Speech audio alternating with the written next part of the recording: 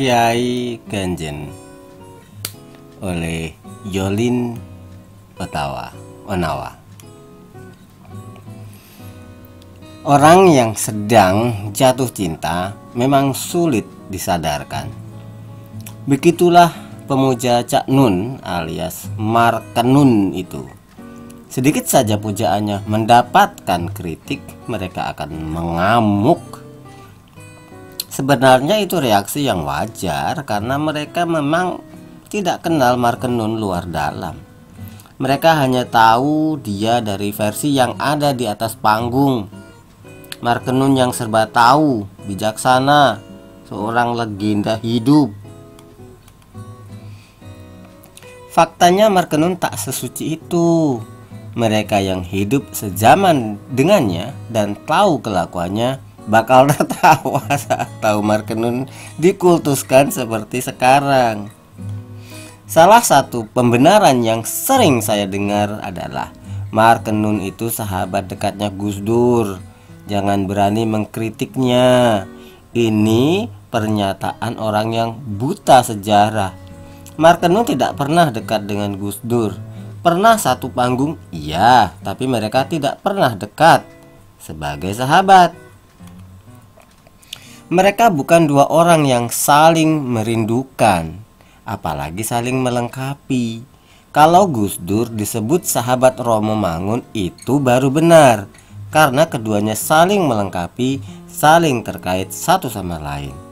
Markenun tidak pernah punya posisi di lingkaran para pembesar itu.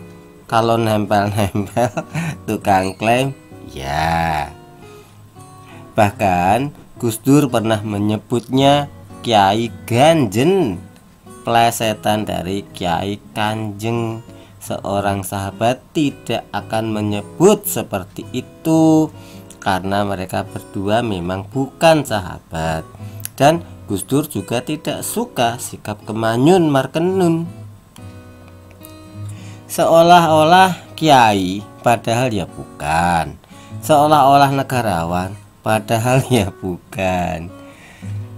Markenun sengaja menjual nama Gus Dur karena sadar pengikut Gus Dur itu banyak sekali dan orang ini berlagak setingkat dengan Gus Dur, seujung kukunya saja belum. Makanya generasi ompol yang tak paham sejarah itu menjadikan namanya sepaket dengan Gus Dur. Menghina Markenun dianggap sama dengan menghina Gus Dur. Kebiasaan tukang klaim ini juga terjadi pada Cak Nun, ya, Cak Nur atau Nurholis Majid. Kalau ini memang tokoh besar, makanya namanya juga diklaim sama Markenun. Misalnya peristiwa sewaktu Soeharto mau jatuh, si Markenun ini nempel Cak Nur ke istana karena dia sendiri sebenarnya tidak diundang. Markenun tidak cukup besar untuk dianggap sebagai tokoh nasional, tapi hari ini justru nama Markenun yang dianggap pahlawan. Kalimat ora dadi presiden, ora paten, tidak jadi presiden tidak masalah, konon dia ucapkan di depan Soeharto. Lalu kalimat itu melegenda. Di depan jamaahnya dia sering bernostalgia dengan momen tersebut, seolah-olah dia memiliki peranan besar dalam reformasi. Markenun bukan siapa-siapa.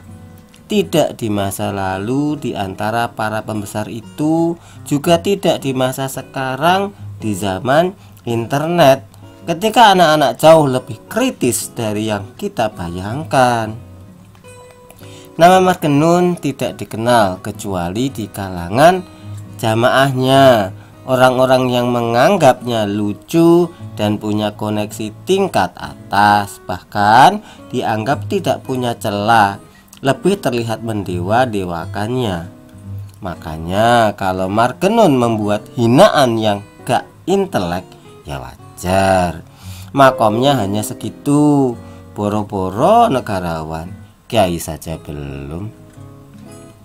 Kalau ingin tahu sepak terjang kejahiliahan Markenun, Tanya saja orang yang hidup sejaman dengannya, bukan hanya dari versi yang tampil di atas panggung, versi yang sudah dipoles bedak dan gincu keganjenan. Kajito El Kayeni.